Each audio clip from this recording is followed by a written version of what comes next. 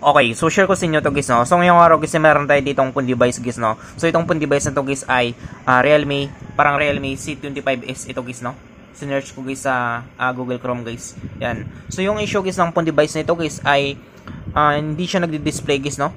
So meron siyang vibrate guys. Yan. Kapag pandarin natin guys ay nagba-vibrate siya guys, no. So pakiramdaman natin. Yan. So nagba-vibrate siya guys pero wala siyang display guys, no. So try natin guys i-charge. Yan. So, nagba-vibrate siya, guys, no?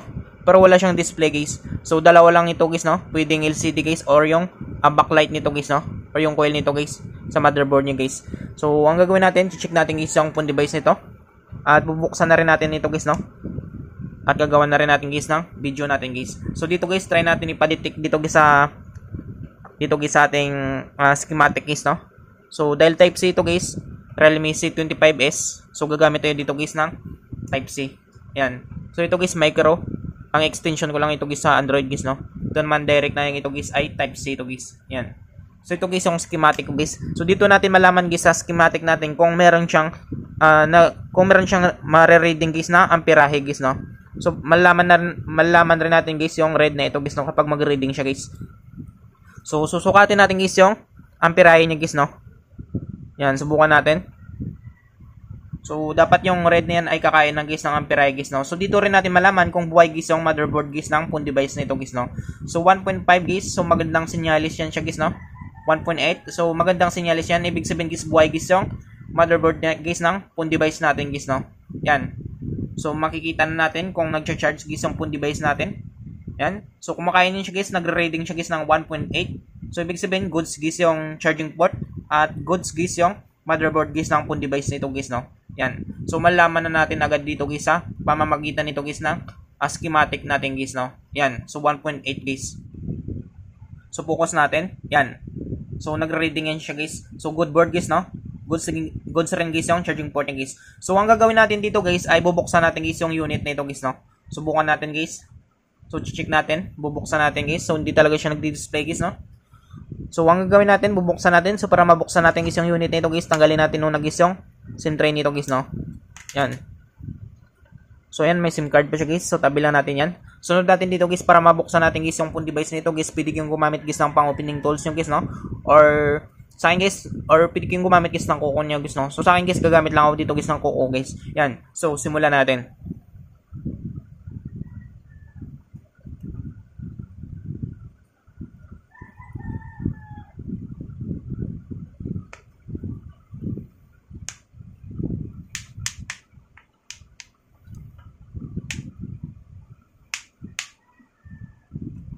So, ayan siya guys, no? So, nabuksan natin guys. So, ito guys yung loob niya guys. So, kompleto pa naman guys yung bolts niya guys, no? So, yung battery niya guys ay naglubo. Yan. Kung makita niyo guys, naglubo guys yung battery niya. So, kompleto pa naman guys yung mga bolts niya guys, no? So, ang gagawin natin guys ay tanggalin natin guys yung lahat guys ng mga bolts niya guys, no? Subukan natin guys. I-refresh natin guys yung FDC connector guys ng LCD niya.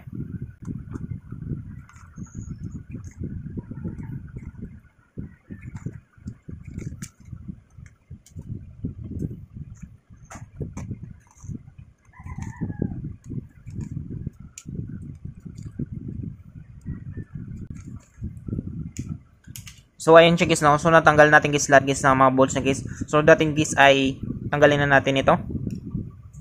Yan. So, dito guys ay wala naman siyang natanggal dito guys, no? So, kumpleto naman. Tanggalin natin dito guys yung FDC connector guys ng battery niya.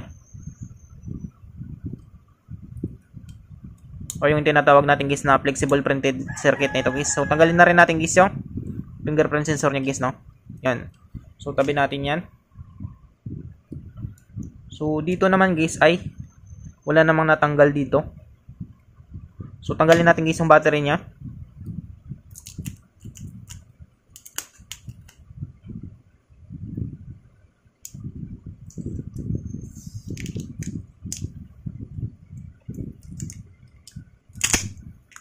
Yan.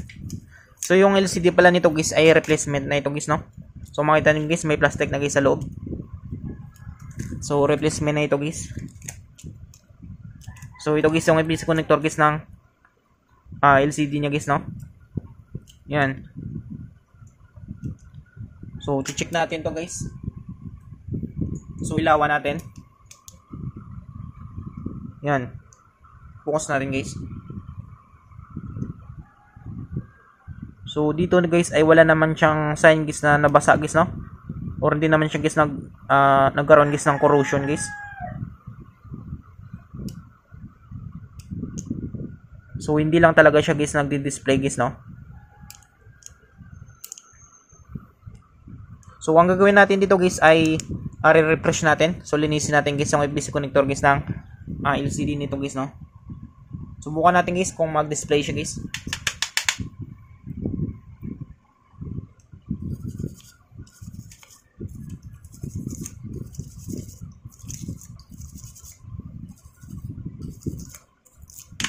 Yan.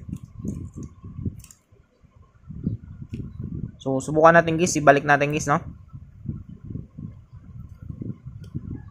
Tapos balik natin guys ang battery niya guys. So, lumulubo na guys ang battery niya. Yan. So, okay naman guys yung charging niya guys, no? So, dalawa lang dito guys yung salary nito. LCD guys or yung backlight nito guys, no? Subukan natin, pandarin natin ulit.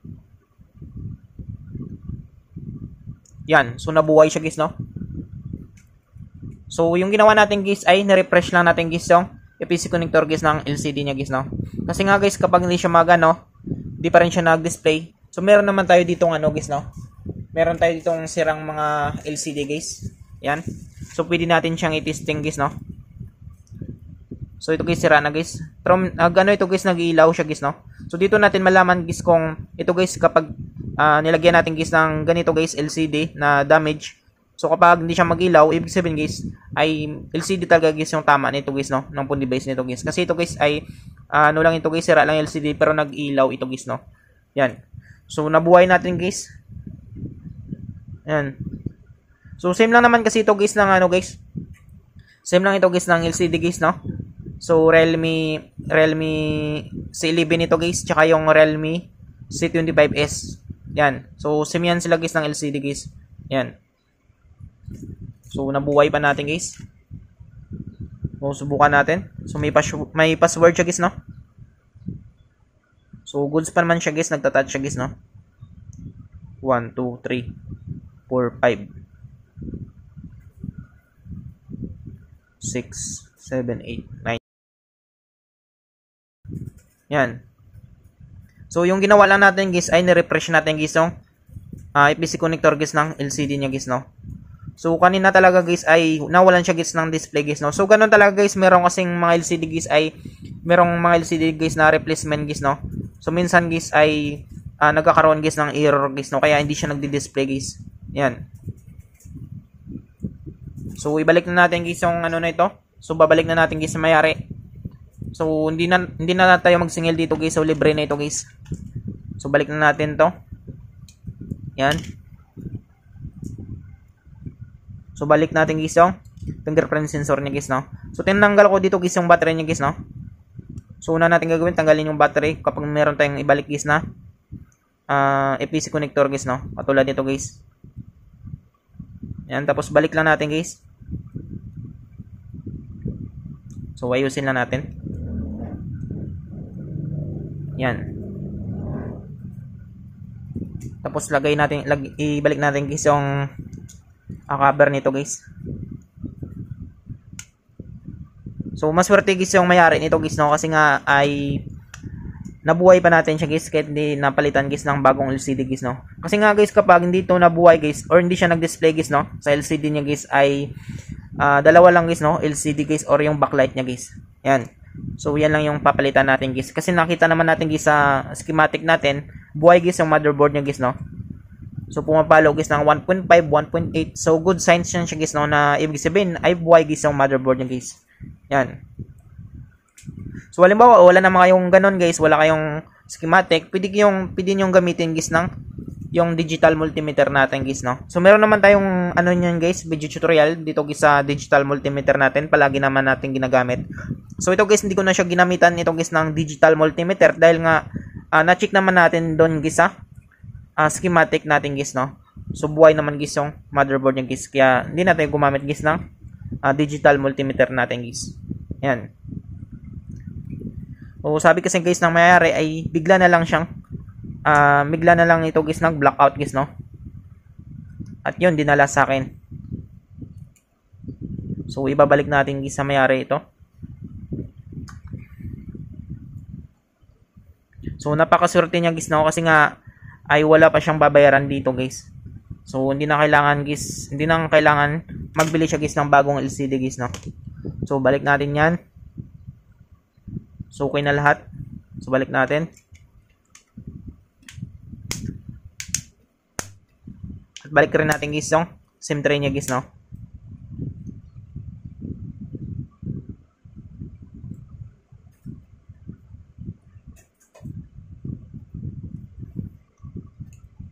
Yan. So subukan natin, pandarin natin ulit, baka hindi siya mag-display. Ayan, so nag-display siya guys no. So successful tayo guys sa natin. Sa gawa natin guys no. So yun lang guys no, kapag walang display guys ang phone device nyo, try nyo guys i-reading guys ang schematic guys no. So kapag wala naman kayong schematic, pwede nyo testerin guys no.